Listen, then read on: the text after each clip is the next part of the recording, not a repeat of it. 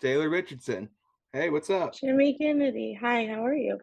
Good, good. Thanks for taking time to be on my show. Another UIndy alum. I've interviewed a lot of folks that we went to school with, but let's start there because I'm originally from Carmel, and when I went to UIndy, I was not that far removed from my parents, so that was an adjustment for me.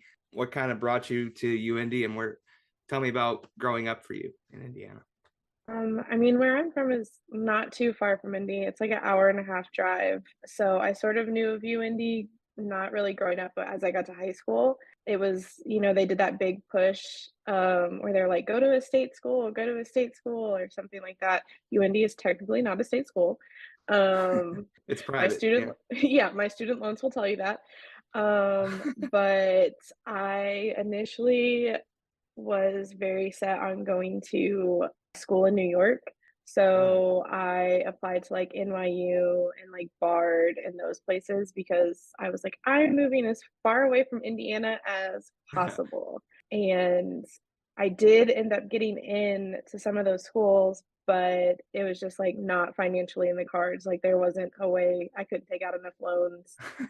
So the next best thing was like technically UND at the time. I don't know if this is true today, so I apologize to Top Dog, but technically at the time, UND had one of the best public relations firms for student run public relations firms in the nation. Right. So that's what I was going to school for. I had made up my mind and I was like, well, why, it's an hour and a half away. Why not just go up to Indianapolis and Jeffersonville is where you're from. Am I right?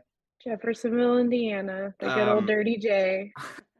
well, the reason why I ask, Carmel was certainly a well-off kind of conservative place, but was one of the reasons you left Jeffersonville, at least for a little while. I mean, that's Southern Indiana. I would think it's probably not the most progressive place when it comes to politics. It is Southern Indiana. Like I literally, if I look out right now, I can see the Ohio River from my apartment. So it is Southern Indiana, but I live right across the bridge from Louisville, Kentucky, which Right. is sort of similar to Indianapolis. Not as similar, because they're not as progressive, but I sort of grew up around that. So I didn't grow up around like Seymour is technically north of me, but like that's the sort of idea that people have of Southern Indiana, and that's not the Southern Indiana I grew up in. Okay. Fair But enough. it's still a little Trump country down here. It's still a little red. Yeah, plenty of MAGA flags and "Don't tread on me" garb around me too.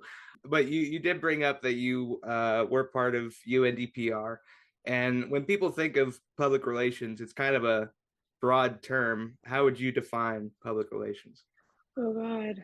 Technically, I don't even work in that field anymore. PR for me, like a personal definition, public relations is just finding like public connections with a company to whomever they need to reach.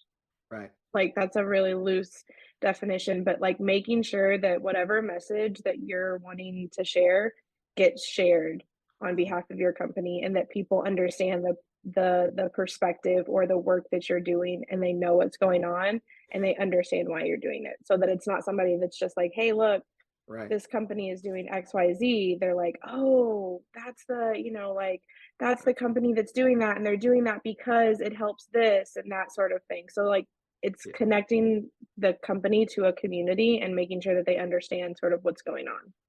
Well, and see, this is just growing up from watching TV and thinking about PR. I used to think of it as like crisis management.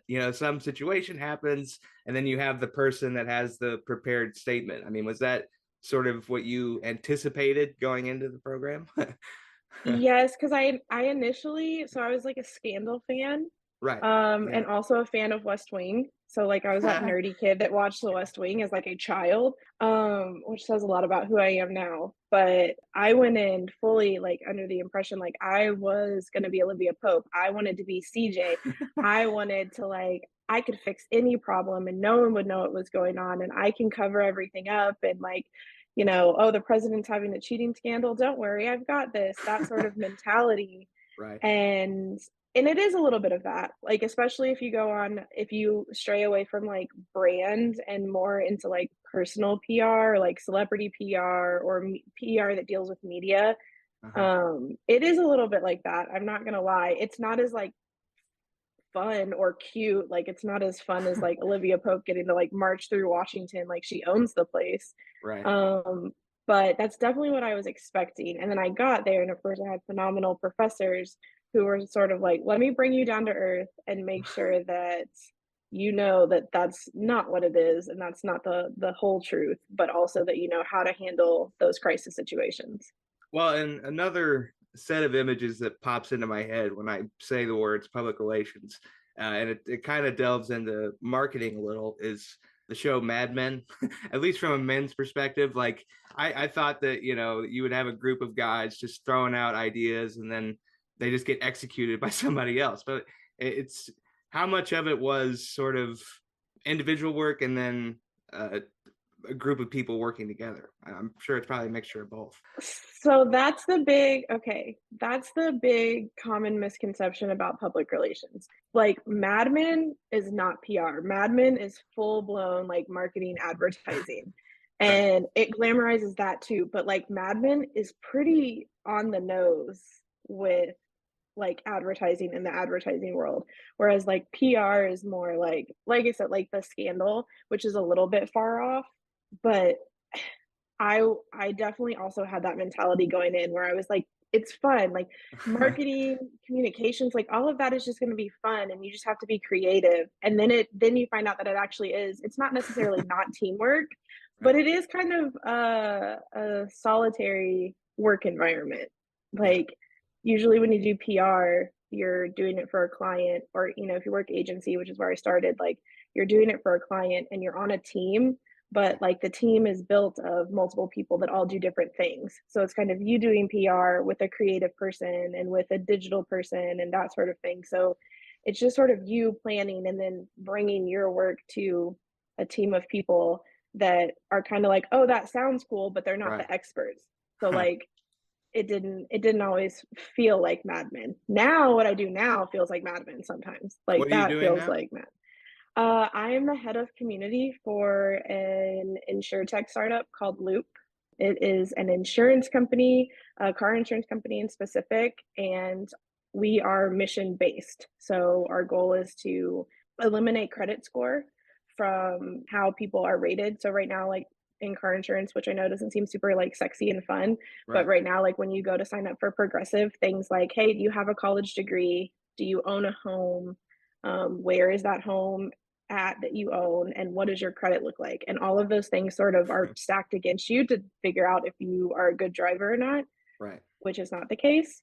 That doesn't tell me where you live, doesn't tell me if you can drive well or not. So our whole goal is to sort of get rid of that system and implement a new system that only focuses on where people drive, as in the roads that they take and how they drive. Okay. So it's cool. I do work with a lot of men, which they're great because they're all around my age and they all have similar thoughts. They kind of remind me of you sometimes.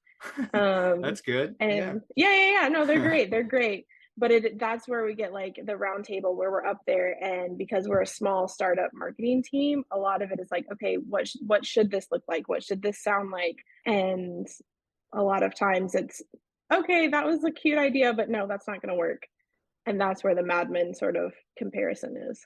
Well, and I'm just asking based on your experience, because I would think it's probably still to this point people that are powerful and a good old boys club. I mean, in the companies that you have worked for, and it's just kind of the way the business is still. I mean, is it a diverse group of people where you feel like your opinion is valued? Because it is one of those businesses where if you have a bad idea and it goes poorly, you may not want to mention it for another couple months. I don't know.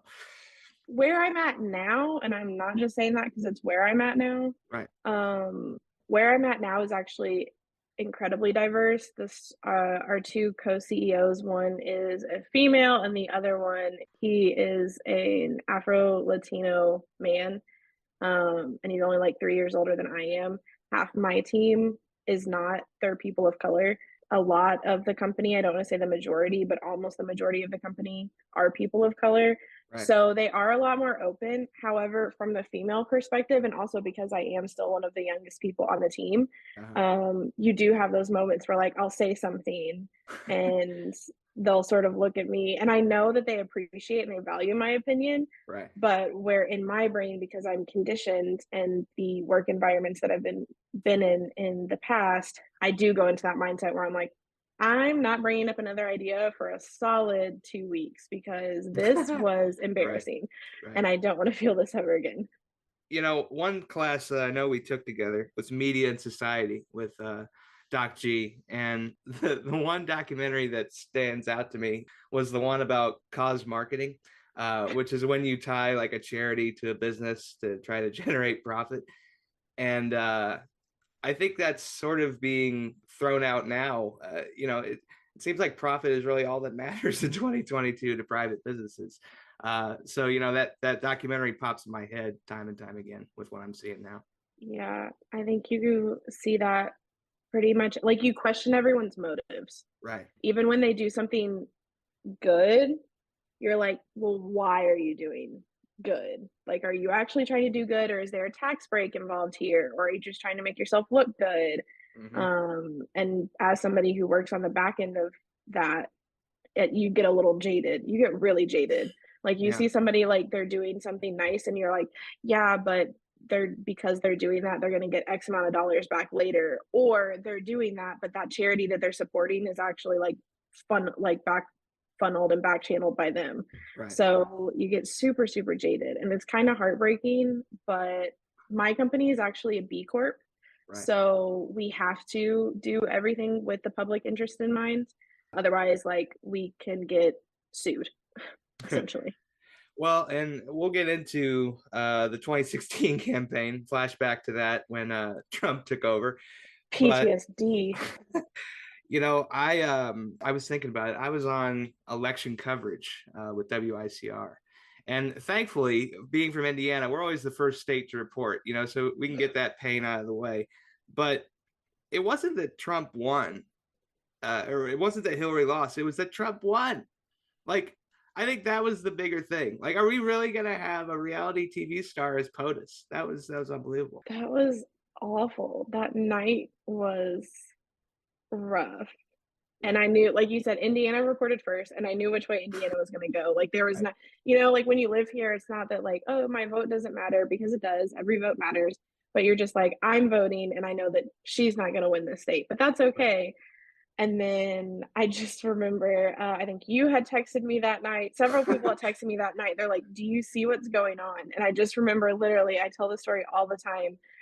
My friend lived in New York. She was at a bar in Midtown, and they turn off the TV Hmm. and all of this. And these people come in and they wait there all night until the Empire State Building changes colors. And that's like their tradition. I don't know what the bar is, but she's texting me and she's like, they just turned on the TVs, which they had never done that before, because everyone's like, whoa, this is too tight. And I remember when she texted me that, I was like, I think it's time for a NyQuil extra strength pill. Because I think I'm just gonna sleep. Like, I didn't want to be awake when they said it. And I remember I woke up to like text messages from you where you're like, can you believe this? And I'm like, no, Yeah. like, no. And I didn't want to. And I like wrote in and I skipped some of my classes that day because I was just in a state of disbelief and then also heartbreak. Uh-huh. But I was with you on the like, we're gonna elect this person. Like, you guys are. It's also really heartbreaking as a woman, and I know Right. that I can't speak for all women, but to realize that you had, regardless of how people feel about Hillary Clinton, on paper, if you were to look at a resume, Hillary Clinton was the most qualified person who Ever. has ever run for president, the most qualified person Man. who has ever run for president, regardless of how you feel about her, like all of those Right. on paper, resume, just take the name off of it, the most qualified individual who has ever run for president. And you are more willing to vote for someone who's arguably one of the least qualified people to have ever run for president. And your only reasoning, for the most part, is because she's a woman. You can factor in Benghazi, you can factor in, Bill Clinton and all of that, but really what it was is that like they weren't going to, it was the people that wanted to vote independent, or the, the people that just couldn't bring themselves to vote for a woman. So then Right. when you realize that, you're like, you're willing to put someone who has no clue what they're about to do in there, no clue, over a woman. No, like, get me out of here. Well, in one moment that that I can remember talking to you about and being, can you believe this BS?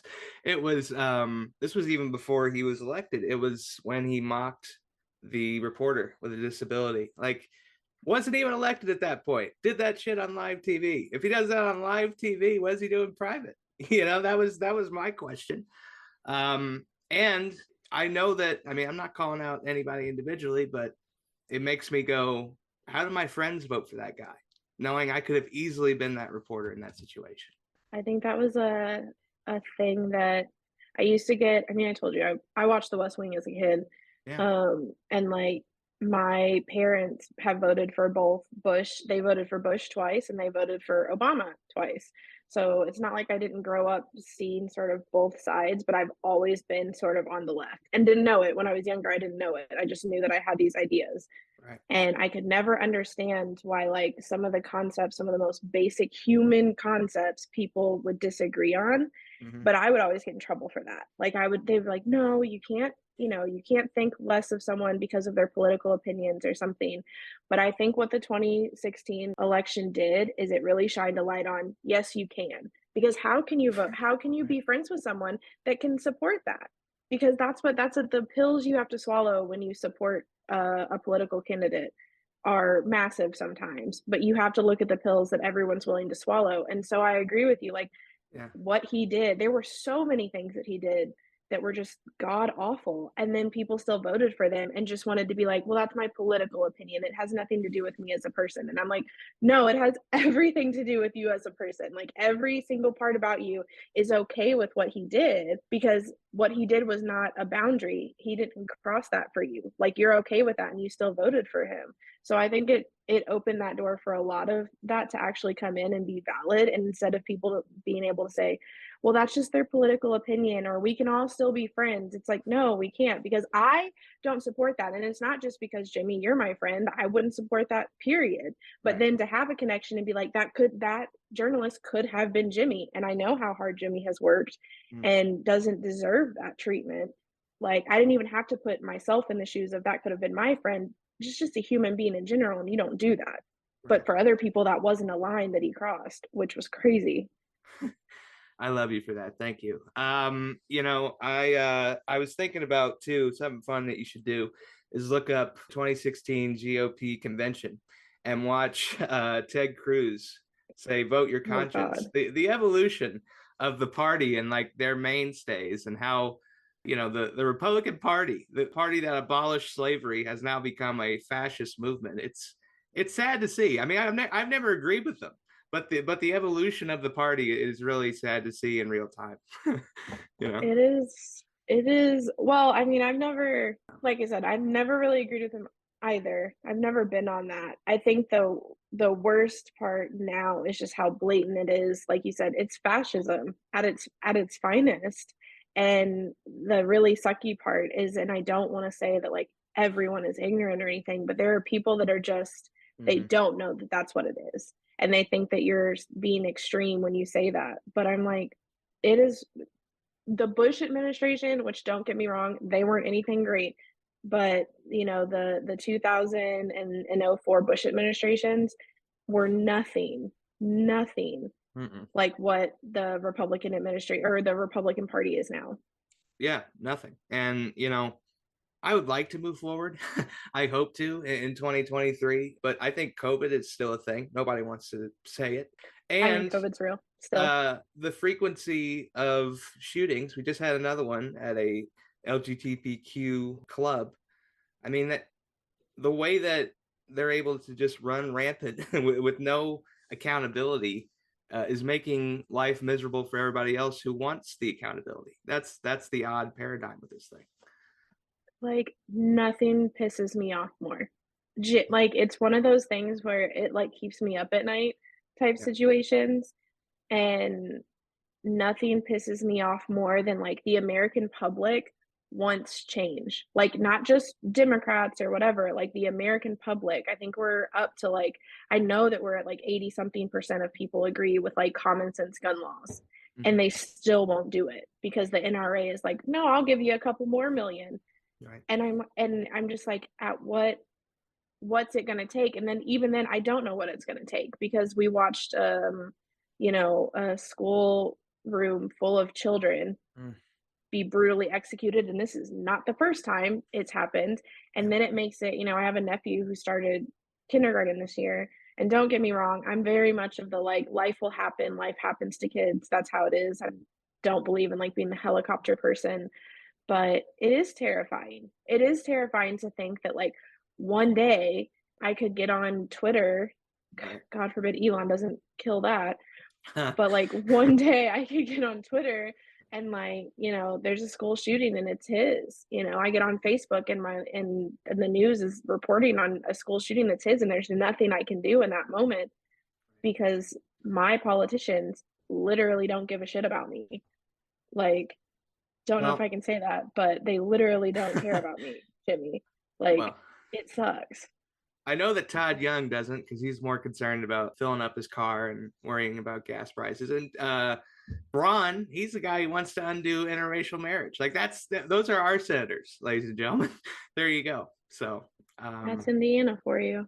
how concerned are you about gerrymandering? Because the Republicans have taken over the House at this point, and what people don't want to admit, and I'll just say it here, if they have power, that means they're gonna try to investigate Hunter Biden, knowing damn well that Junior's already coked out of his mind. I mean, everything that the GOP throws out there as a Democratic problem is something that they're dealing with themselves.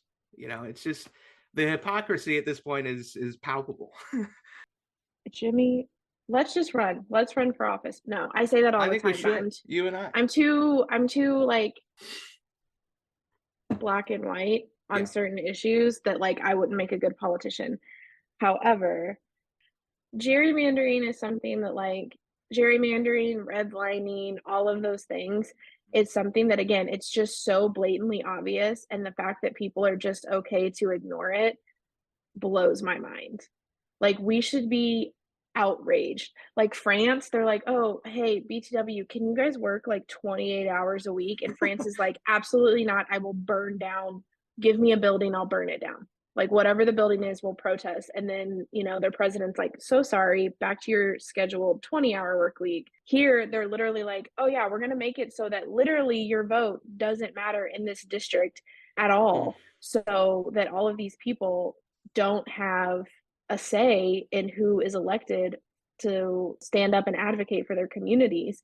And we literally know that that's the case. Some of the politicians have come out and said, yeah, that's why we did it. And everyone's like, not everyone, but a lot of people are just like, well, it is what it is. And I think that's the mindset, which of course is unfortunate to have, but it's also one that like it's privileged to have a mindset that is not, it is what it is, because there are some people that are literally just trying to pay their bills and make sure their families are fed. So being concerned about, things above them, that's difficult enough. But it sucks that that's what we live in. That's the way that we live in, that people just can't even afford to have a different opinion on those situations Right. because they're too burdened by everything else. But that's how the politicians want it. That's how they want us.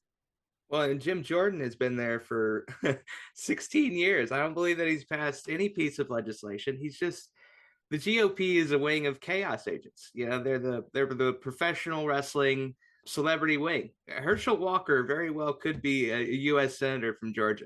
Like, we have failed as a society if Herschel wins.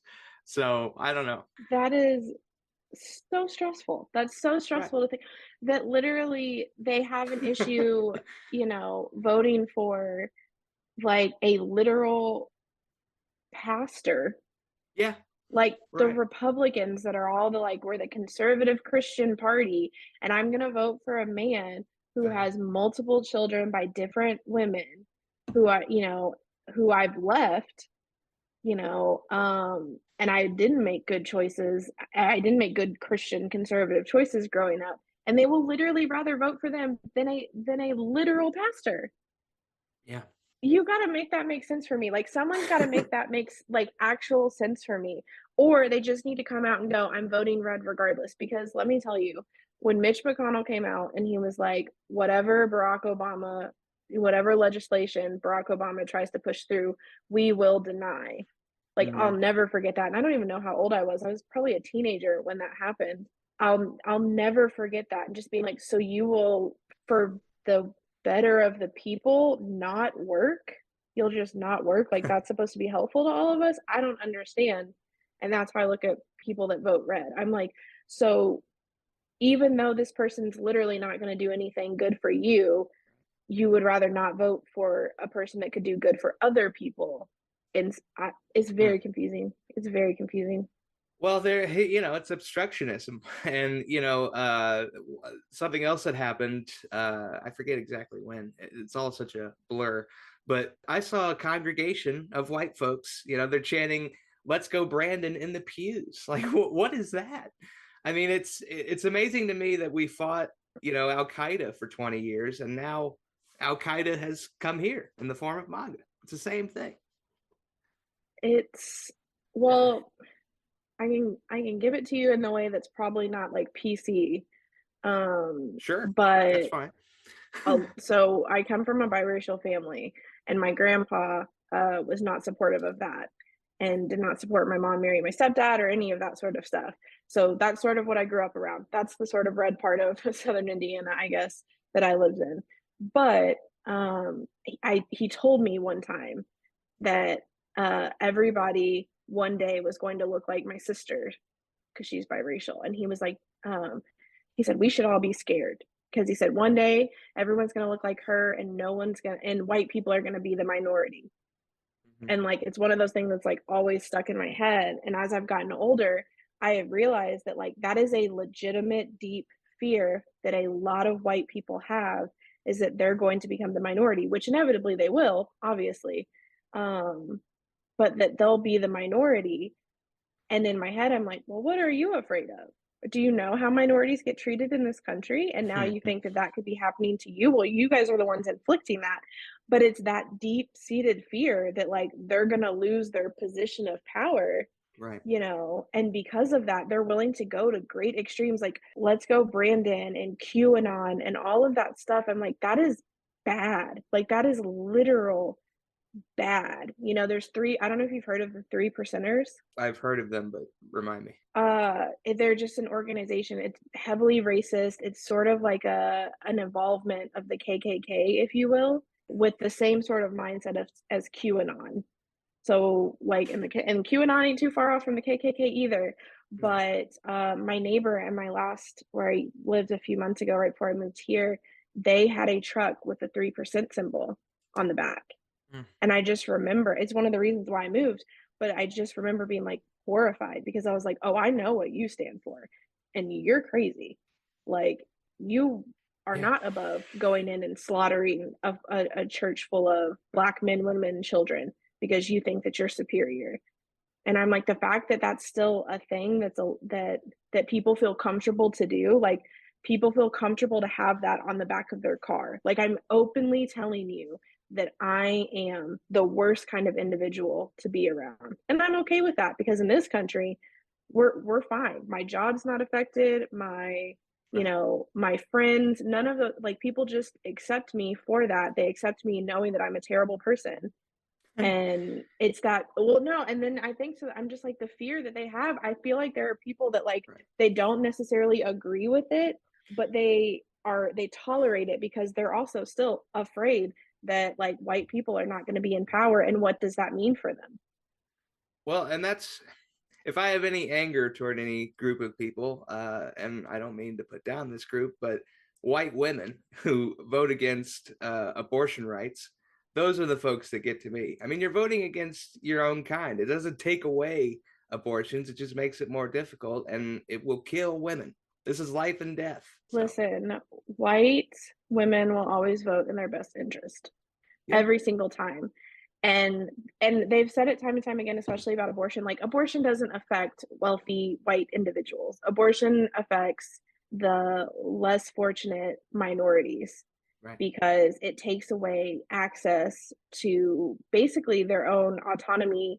not even just bodily autonomy, but financial autonomy. Because if you're forcing someone to have a child when they're not in a place where they feel like they want to have one for whatever reasons they choose, you're forcing them to now make different financial choices, which is forcing them into a sort of different, I don't want to say tax bracket, but a different financial place than they were in their life.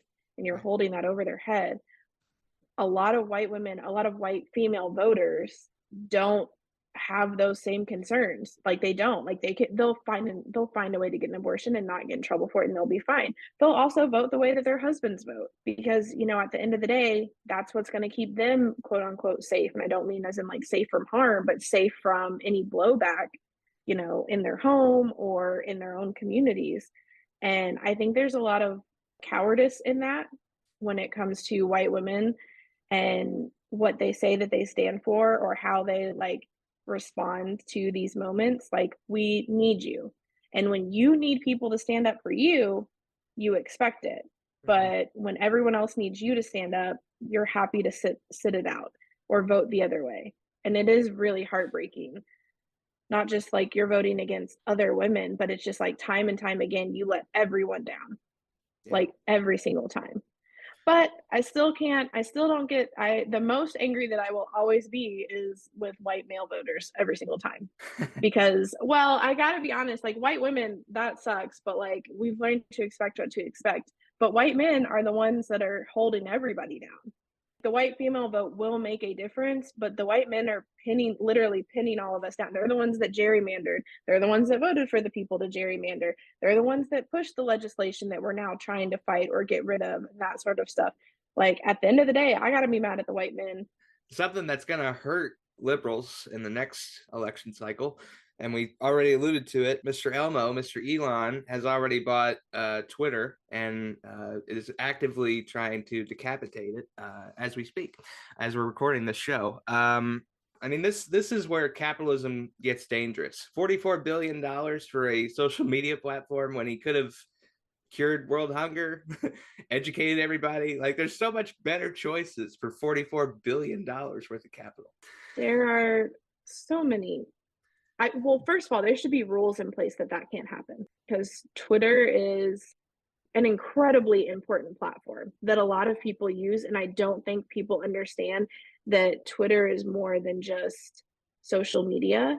Like, for instance, how I know that Twitter is breaking down slowly but surely is I didn't find out about the shooting that happened in Colorado via Twitter Yeah, I didn't either. because, yeah, I found it out on Facebook from like a news article that the local news had posted, which was insane because that's something that I would immediately see on Twitter. And even in the last, however many, the last 48 hours, I haven't seen that much content around it on Twitter. And usually that's what all of my feed would be that. Um, but yeah, no, Elon Musk, if I saw him, I'll tell you what, if I saw Elon Musk in person, it's on site. I'd fight him. I'd fight him, one, because I know he can't fight. Rich people, they can't fight. Yeah. And two, because I think he's pathetic. I also think I don't think that he is self-made. It's not even that he's not self-made. I don't think he's smart. I think he's stupid. I think he's a stupid man with a lot of money because none of the companies that he owns are his idea. None of them, at least Bezos and, um, like, Do you know how Elon got his money? yeah, his daddy owned some diamond and sapphire mines in There South you go. Africa, so Yeah. even blood diamond money. So almost enslaved people, and you made that money, and then you bought your way into Tesla, and then you forced your name as founder, even though you weren't the founder. That company existed before you. I Yeah. think Elon Musk is pathetic, but I think that there need to be rules in place because Twitter was a public platform and now he can run it into the ground or order it around as he sees fit, Mm, which takes away from a lot of like that's how people get their news, that's how people communicate. That's yeah. and he's ruining it. Like that should not be allowed. Well, and let's take it from a different perspective here. I mean, think how many newspaper reporters and journalists are needing Twitter to do their job, like sports reporters at Colts games. They need a Twitter feed to be able to tell folks where the Colts are on the field. I mean, it's not just the political arm that's going away. It's a lot of promotional material and everything else. So I'm fortunate that it's going down that way. As far as like the future of the Democratic Party, we kind of do have to look forward because Nancy Pelosi's walked away. Biden's getting older. Who do you see as like a possible candidate for the future that we can look at? Well, I'm glad Nancy Pelosi stepped down. Me too. A Me few too. a few years a little too late, but that's okay. Yeah. I applaud her for the work she's done because she has done a lot, but she's also old and could have let somebody else step up. Yes. But whatever, we're here now. Right. Joe Biden has been old. He was old when he was vice president. Now he's older. Yes. So, but hey, happy that he won. And I think the future of the Democratic Party is in safe white men. Mm, okay. That's where I think it is. I think about who can run. I don't think we will see a female run as president or make an actual good run as president. I think we'll continue to see like your Kamalas, your Elizabeths that come through and they, they're there for the debates and they're great. But I don't see them getting the actual not Democratic nomination. Mm-hmm. However, I do foresee a Beto Mm-hmm. or Stacey Abrams, Big Gretch, we love Gretch, VP situation. Okay. I see like I don't see an AOC vice presidents. I don't see any of the like original sort of Fab Five that have come up over the last few years. I don't see them as vice presidents, but I do see these strong Democratic figures that aren't winning in their state, but then by not winning in their state, they're winning over the hearts and minds of a lot of Democrats, Right. or a lot of people that are willing to vote blue. I see them as being sort of vice presidential candidates. I also don't see them as like full presidential candidates, but I see them as good VP candidates. But whoever is a good, safe white man is going to get the job done because if Republicans are going to run DeSantis, who seems less crazy than Trump, even though he's more politically successful, so like that you have to worry about. Like he's not a crazy person, so it's not like a crazy person's in charge of the nukes, but he knows what he's doing politically. And that's Yes. sort of scarier because he could go in and make awful changes. If they're running DeSantis, which will make Republicans seem sane again, we have to bring out the big guns and we have to run somebody that we know borders that moderate line Yeah. and feel safe to a lot of people that are middle ground, feel safe to a lot of those voters. Did you know that DeSantis was like a Navy JAG in the military? Like he was in charge of what was allowed in regard to torture. Like he knows the limits. I mean, I as much as I want to believe that DeSantis will be somewhat tamer than Trump, I think he might be more dangerous. Like he's the long-term dictator that the GOP is looking for. And with gerrymandering and everything else that we talked about, we're close to that. Do you think that Trump will run as an independent? I mean, he's already thrown his hat in the ring, and that might actually help Democrats win if he runs as an independent. Oh yeah, let him run as an independent. Go for it, buddy. Also, in order for Yeah, Donald Trump to officially run for president, he will have to deny that he won the presidency in yeah, 2020. that's right. Which is sort of my favorite part of it all is I'm like, you're gonna have to publicly deny, buddy, that you did not in fact win. Because if you did win, you can't run again. So you gotta make up your mind there. But yeah, no, I'm scared of DeSantis for the same reasons that you are. He's also just a terrible person. I would also fight him. I'm not afraid of these white men. I would fight them in a heartbeat. But I think that Republicans need to like I really see Stacey Abrams or Beto being a VP, and I just don't know who our like actual nominee will be. I would vote for Big Gretch out of Michigan. I'd vote for her in a heartbeat if she ran. Like that would be my presidential choice, but America wouldn't vote for a woman. Um, Mm. I would also vote for Stacey, but again, America wouldn't vote for a woman. I don't think Kamala is going to run independently. They've tucked her away. They've hidden her away somewhere. Don't know where that woman is. She only comes out to laugh. Yeah, that's right. Um, so I don't know.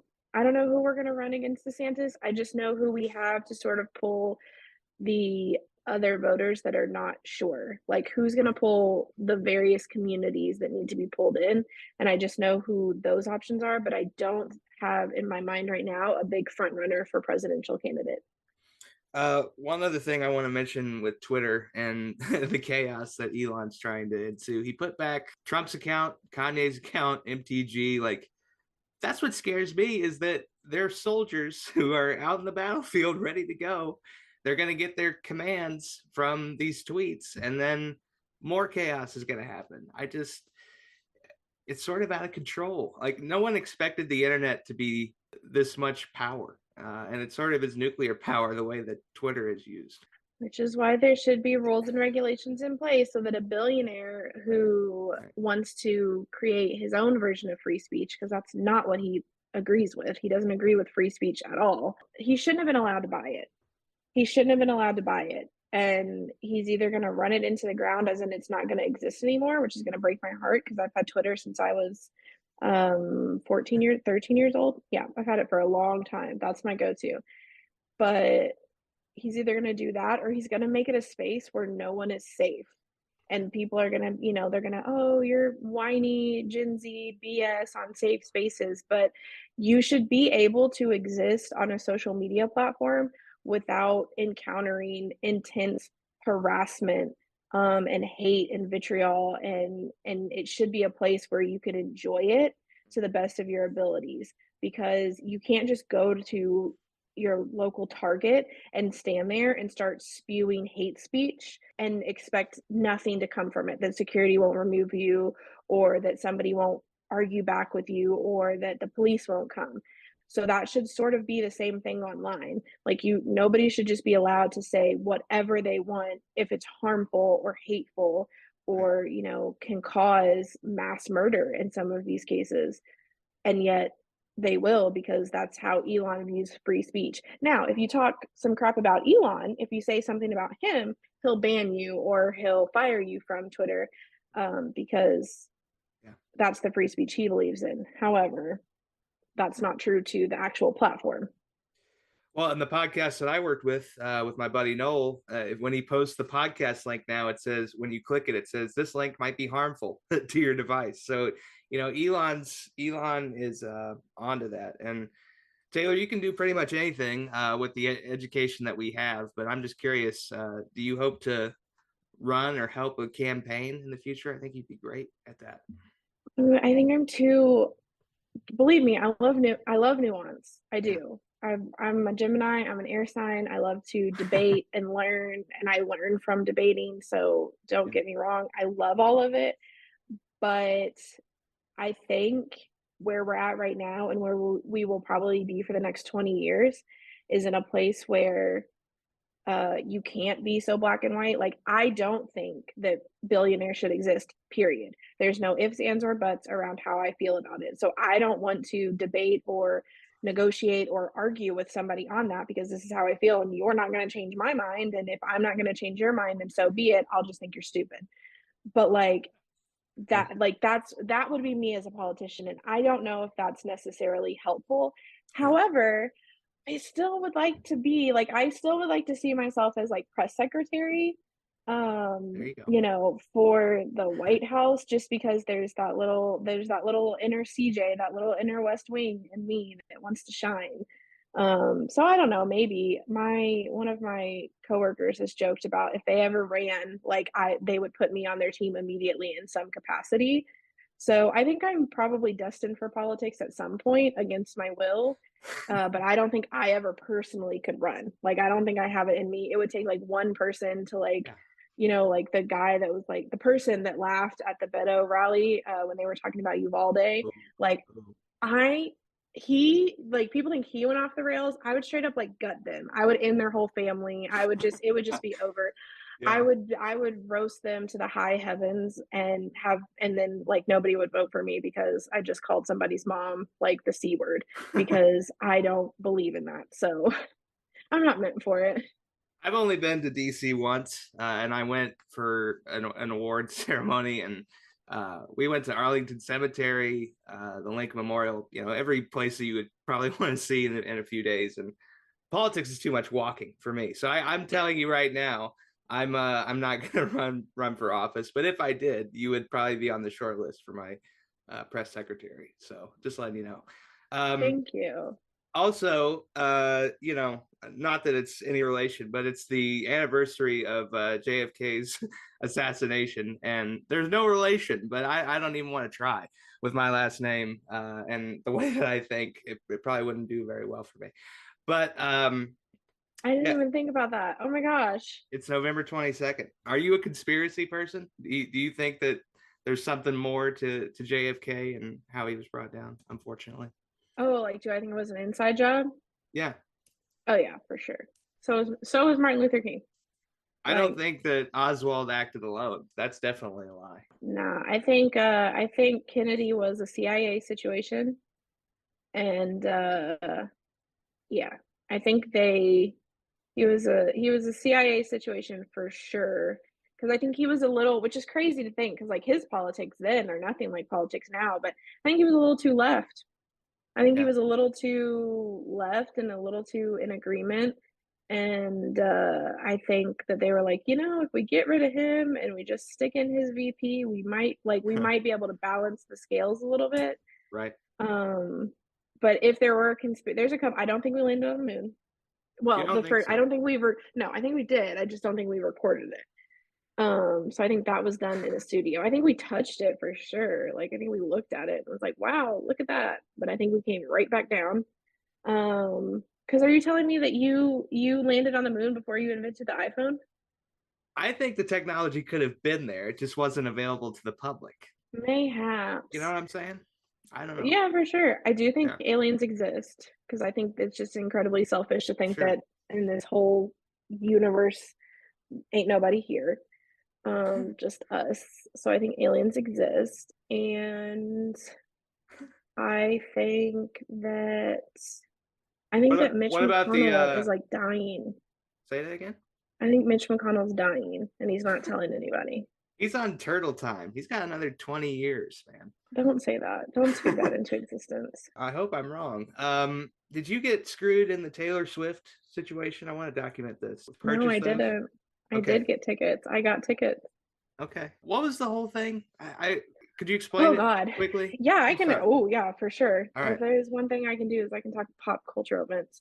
Sure. So essentially Taylor Swift announced at the beginning of November she was gonna have a stadium tour. This is her second stadium tour. And Okay. she hasn't toured since Loverfest was supposed to start in 2020. And then of course the pandemic, which started but has not ended. Right. Um, but so she hasn't toured in about 5.5 years, almost 6 years. So since then, and with the resurgence, or not resurgence, but with the increase of like TikTok users and things like that, people have found Taylor Swift, or more people have found Taylor Swift. You also have to think a lot of the Taylor Swift fans are now older. They're like my age. So we have more Taylor Swift money. And so basically, she announced that she was going to do this tour. This tour was going to cover all of her albums because, Right. she's in the process of recreating all of her music because she doesn't own her originals. So, like, Scooter Braun, you suck. But she announced that and everyone was really excited. And then Ticketmaster said, we're going to do this thing called verified fan presale, which is a lottery. And what you do is you sign up, they verify your Ticketmaster account, and then you get put in a lottery and you can get drawn to receive a code. The code gives you access to the presale completely at random. Mm. There's nothing you can do to like help you get tickets. It's just to help prevent bots from purchasing tickets and reselling them. So Ticketmaster said that like a million or almost a million presale codes went out to Yeah. accounts and that not everybody used them. But the problem was that the day that it went live, instead of you having to put in your presale code to get into the queue for tickets, you Mm-hmm. could just get into the queue. And they said over Mm. 15 million people joined the queue at one point. We're in the line. Oh God. So then they also said that they expect when people buy presale tickets, they usually buy 2 to 3 tickets. The max you can buy at one time is 6 for presale. And they said that most people bought 4 or more tickets. So essentially, Ticketmaster did everything, well, aside from having people use the code first so that it didn't crash their site. Mm-hmm. Ticketmaster did everything according to plan. Hmm. And they said that it's less than 4% of the tickets ended up on resale. So over 2 million tickets, almost 2.3 million, I think it is, ended up in the hands of fans. Right. Whereas only a couple 100,000, if that, ended up resale. So really, they said that she could have filled 900 stadiums with the amount of people trying to buy tickets. Yeah. So all those people on Facebook that are like, if Taylor Swift was performing in my living room, I wouldn't even watch her. That's okay, baby. That's okay, because over 15 million people would. So you worry about your living room, and Taylor Swift can worry about the 900 stadiums that she could fill. Right. But what I need Ticketmaster to do is I need them to figure it out, because Beyonce is also supposed to be going on tour. And what I will not be doing is a Hunger Games for Beyonce tickets, because I'm not playing that game. Ticketmaster needs to get it together now, or they're gonna mess around and find out, because the Beyonce, if they think the Swifties are mad, the Beehive will come for them 1,000%. The beehive. Mm-hmm. I love it. Now, as a guy who grew up with his dad as a musician and then having internships with professional teams, it's hard for me to buy tickets anywhere. So I don't really know the pain of that. But It felt like okay. a normal ticketing process, honestly, and I Okay. got my tickets, so it was fine. But I know that it was a battle for a lot of people. So One other question. I think you're a fan. Rihanna's doing the Super Bowl. Are you disappointed? How do you feel about Rihanna being the Super Bowl act? I love Rihanna. So I Yeah. was really excited for her, and then she showed support for Johnny Depp. So now I'm Ooh. like, this is a little awkward. But I mean, I love Rihanna's music. I think she's incredibly talented, and I think she can put on a good show. So I know it'll be good. I was trying to think back. You haven't been to like Coachella or any of those, have you? Yeah, I went to Coachella. Okay. Yeah. I went to 2018 Coachella. Beyonce headlined. I went weekend one, and I would recommend anybody, regardless of age or music genres that you like, go to Coachella once, because to go to a massive music festival like that that's run really well, it's Right. just a really fun experience. Woodstock '99. I've seen both of those documentaries, and that's when a music festival goes poorly. So I like to see it go well. Taylor, we've already talked for an hour. It's gone by quickly. How can people follow you and reach out if they feel compelled? I'm definitely on Instagram.